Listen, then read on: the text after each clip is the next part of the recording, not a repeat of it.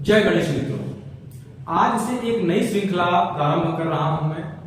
यह श्रृंखला वैसे तो आध्यात्म से जुड़ी है, लेकिन इसका आपके मानसिक स्वास्थ्य के साथ भी बड़ा प्रगाढ़ संबंध है। इसलिए इसको देखना परम आवश्यक है आपके लिए, यह जानना बहुत आवश्यक है। तो इसकी शुरुआत मैंने सोचा कि कहां से करूं, तो मुझे यह समझ में आया कि एक प्रश्न मैं पीछे काफी कर रहा था ना, कि क्या आपको ईश्वर, भगवान और देवता इन तीनों में कुछ अंतर मालूम है? ज्यादातर लोगों को नहीं पता था। तो मैंने कहा सबसे ऊपर कौन? ईश्वर। अब बाकी जो झगड़ा करता हूं मेरे लिए भी है। तो ईश्वर से ही मैं प्रारंभ करता हूं। यह मामला पूरी तरीके से आपके मानसिक स्वास्थ्य से जुड़ा हुआ है, क्योंकि आपके मन में प्रश्न बहुत है, जवाब देने वाले नहीं है। जो जवाब दे रहे हैं तार्किक रूप से वो सिद्ध नहीं हो पा रहे हैं, और मैं तार्किक रूप से भी और भौतिक रूप से भी ईश्वर को आज साबित करने वाला हूं। प्रश्न है ईश्वर क्या है, कौन है, कहां है, रहता कहां है, करता क्या है, तमाम प्रश्न है ना। इनका उत्तर मैं आज देने जा रहा हूं। यह इस श्रृंखला का प्रथम वीडियो है। चलिए, आपने जीवन के सबसे प्रारंभिक काल में जब आपकी शिक्षा प्रारंभ हुई थी, तो आपने क्या पढ़ा था? ककारा पढ़ा था, क ख ग घ अ आ इ ई ना। तो अ आ इ ई और क ख में एक अंतर है, क्योंकि क से लेके ज्ञ तक यह व्यंजन है, और अ से लेके अह तक यह स्वर है।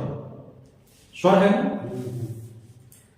अब अ स्वर है, आ स्वर है, ई स्वर है, और ई भी स्वर है।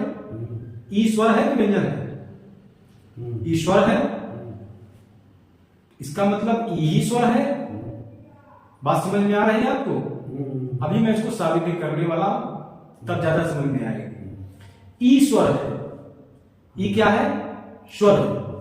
स्वर का गुण है, यह सुनाई देता है, दिखाई नहीं। तो जितने भी मूर्ख आज तक प्रश्न किए हों कि ईश्वर को दिखाओ, ईश्वर को दिखाओ, मैं उन सब से कहता हूं तुम अस्वर को दिखा दो, आ स्वर को दिखा दो, ऊ स्वर को दिखा दो, ये सब स्वर हैं। और अंत में अह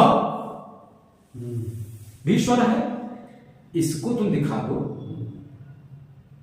स्वर को देखा नहीं जा सकता, केवल और केवल सुना जा सकता है। केवल इसमें सुनाई देने का गुण होता है, और यदि केवल इसमें सुनाई देने का गुण होता है, तो ये स्वर कहां सुनाई दे रहा है, और यह स्वर कहां सुनने को मिलेगा? एक बहुत बड़ा साधु सन्यासी योगी बनने की आवश्यकता नहीं है। अगर सामान्य मनुष्य के रूप में भी आपका जन्म हो गया है, तो भी आप ये स्वर बड़े आसानी से सुन सकते हैं। यह कहां सुनाई देगा, मैं आपको बताता हूं। जितने लोग ये वीडियो देख रहे हो और अगर ईश्वर को सुनना चाहते हो,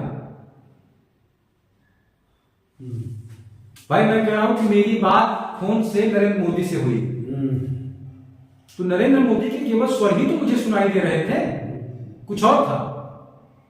तो ऐसे ही ईश्वर,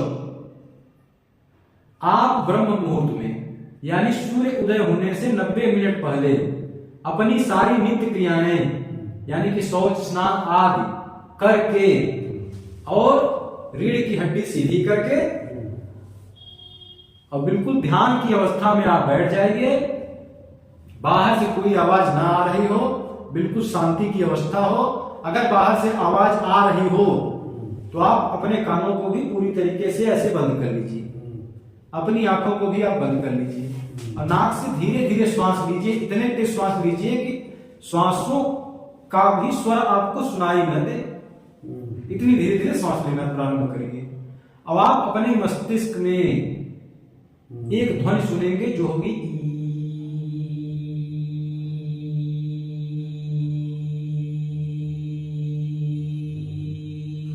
लगातार ये चलती रहेगी। और ई ऐसा स्वर है जो समाप्त नहीं होता। जितनी आपकी श्वास हो उतना आपके साथ चलता है। ईश्वर भी आपकी जब तक श्वास है तब तक आपके साथ चल रहा है।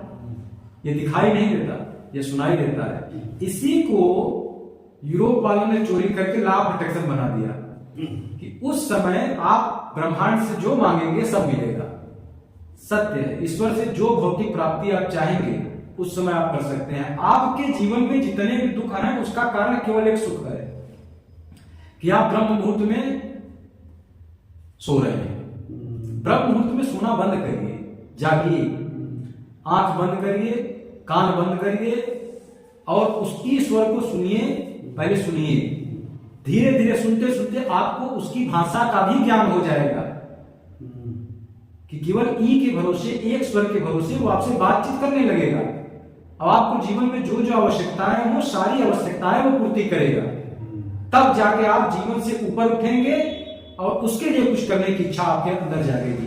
तब जाके आपको सही सही ज्ञान मिलेगा और आप अपने जीवन को उसके हिसाब से जीना प्रारंभ करेंगे।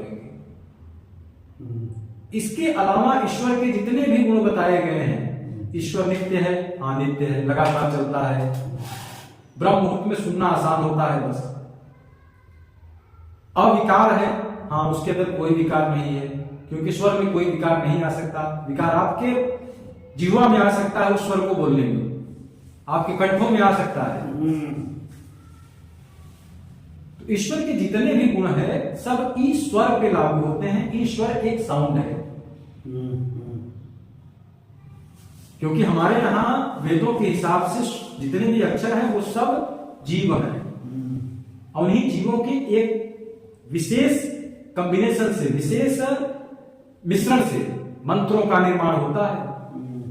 इसीलिए मंत्रों को जीवित कहा गया है और मंत्रों से का जो संकलन है वेद को अमर कहा गया है।